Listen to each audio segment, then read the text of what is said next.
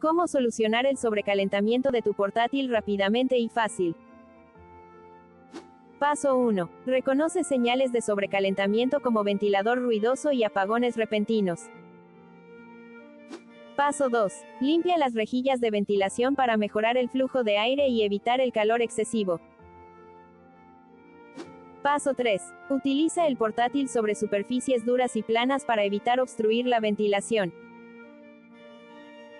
Paso 4. Revisa que el ventilador funcione correctamente y cierra programas que consumen mucha energía. Paso 5. Considera usar una base de refrigeración para mantener temperaturas óptimas durante su uso.